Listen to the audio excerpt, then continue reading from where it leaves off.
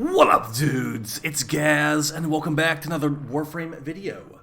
Today, we're having a little fun one for you, where we're going over a prediction card for the Warframe DevStream coming out in a couple hours here.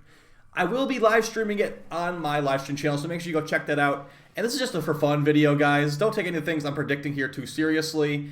Don't take it as me like wishing things are get nerfed and all that. It's just all in good fun. So if you want to play along on stream, we will be live later. Alright, so let's get it started. We're going to get into our bingo card. We got the predictions. Now, like I said, I tried to make these somewhat realistic. Like, I didn't put, like, Korra Prime reveal on here because Korra Prime's not going to be for, like, 2 more months. So I don't see them really showing us Korra Prime until, like, the February dev stream. Hopefully there is a February dev stream because they have gone and just canceled the last couple. So, yeah, no Korra Prime will be on here. Let's get into it. All right, so we're going to start at the top left, just discussing why I thought these things would be potentially something they're going to talk about in the dev stream, because like I've watched nearly every dev stream since I started playing this game years and years ago. So, yeah. All right, so let's go with a nice, easy one at the top. Deluxe skin release window. If you've been paying attention to all the updates and all that, they have lots of deluxe skins in the pipeline. I'm pretty sure it's like Protea, Hildren, Valkyr. There's probably one I'm forgetting about too. But those are the 3 I remember off the top of my head. And we know they're coming, we just don't know when they're coming. So I could definitely see them saying, okay, there's going to be an update in March, and there's going to be the Protea Deluxe in there with the Tonkor skin and all that. So that's a pretty safe one, I'd say. You will definitely be able to fill in that line pretty easily. The next one, this is a stretch for sure. A showcase of a new frame, or basically mentioning the theme of the new frame. You could be a little bit, lenient on this one. As long as they mention something about a new frame, like the theme of it, the name of it or something like that, that's going to be when you can fill in the next square of them talking about a new frame. The next one is me being slightly cynical, mentioning Narmer bounties.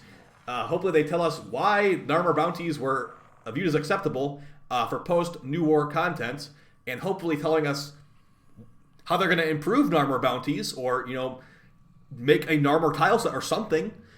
Just any mention of a Narmer bounty is enough to fill in this square. So, looking pretty good on that one. I'm sure they will mention it in some degree, as they will definitely be patting themselves on the back in some capacity for the New War, because it went pretty well, I guess, as far as they're concerned. The next one, this is just complete, I want wish fulfillment pretty much. Archons return. If you beat the New War, you might realize, hey, those Archons are pretty cool. Where are they? Yeah, bring them back, DE. There's a great one. I would love for that one to get filled in, especially with the one right next to it. Nightwave info. Remember the Nightwave? Well, I hardly do, to be honest, but we are like months and months into this Nightwave Nora's Choice, whatever it's supposed to be called, even though even DE refers to it as an intermission. Yeah, some Nightwave information potentially, hopefully, like at least some new mods or something, or just something, dude. I'm like level like 60 on the Nightwave, and I'm not even trying to do the challenges, so that could probably take a little look at from DE. Around to the second row here, replayable New War. I'd say this is probably one of the easiest ones besides the very middle free one to fill in, as they want the New War is currently not replayable. Most quests are replayable, so I can see them saying, hey, we're going to add the replayable New War in February. All right, moving on. Next one, 2021 usage chart. If you've watched the dev stream in January of 2020, or 2021, the previous year, we basically got a usage chart showing who the most popular frames were, what the most popular weapons were, etc., etc. So expect to see, like, Wukong and Wisp really high in the usage chart. Expect to see the Kuva Brahma, Kuva Zar, very high in the usage chart, Ignis Wraith. You know how it is. So we'll hopefully get that, and it should be interesting information to go over.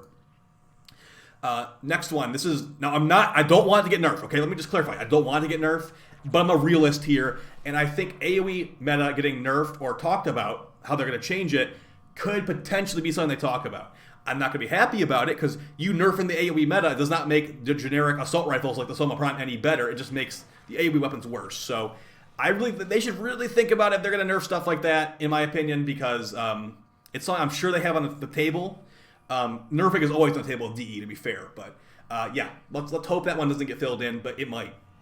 Next one I hope gets filled in, Caliban buffs. He got a couple patches, but he's still, like, his 1 is still the worst ability in the game. His sentient minions pretty much aren't even there, besides just giving you shield regen.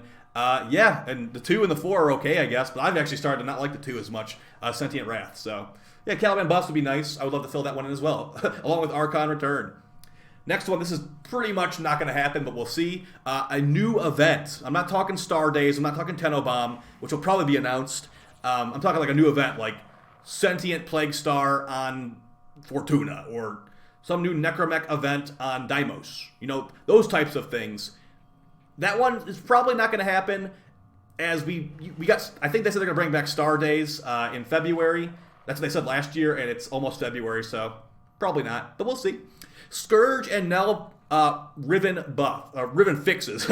So I don't want to call it a nerf, because if you've noticed, the Scourge Prime and the Null Prime have really high Riven stats, and they're technically not supposed to.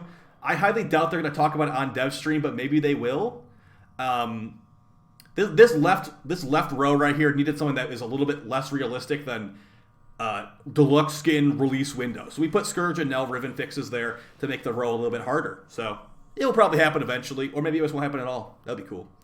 Third orb, probably one that is not going to get filled in at all. The third big Spidey on Fortuna has been sitting there for years and years with nothing to do besides just take a bath.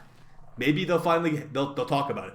If the word third and the word orb are mentioned at any time during the stream, even if they're not right next to each other, you could probably fill this one in.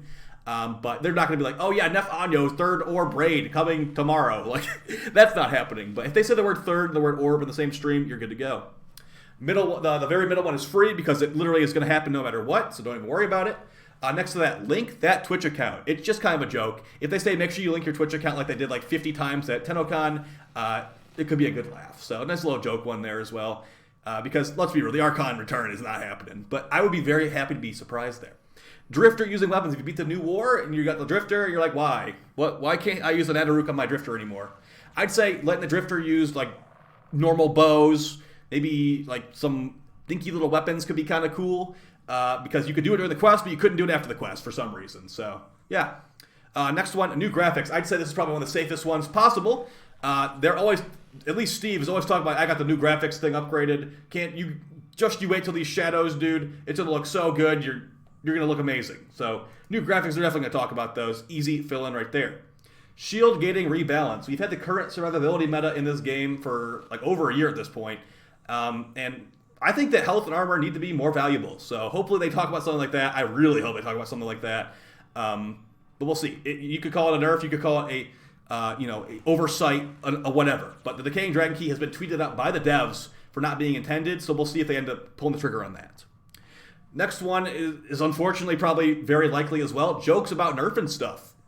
If you watch plenty of their dev streams, you know they make them some pretty offhand jokes about, hey, let's nerf Mesa because everyone's replacing Mesa's 1. Let's nerf this because the players love nerfs. Nerf, nerf, nerf. So that's why we have this kind of attitude sometimes, is because the devs literally joke about nerfing stuff, even though they know the player base hates it. So, yeah, I'd say that one's pretty likely.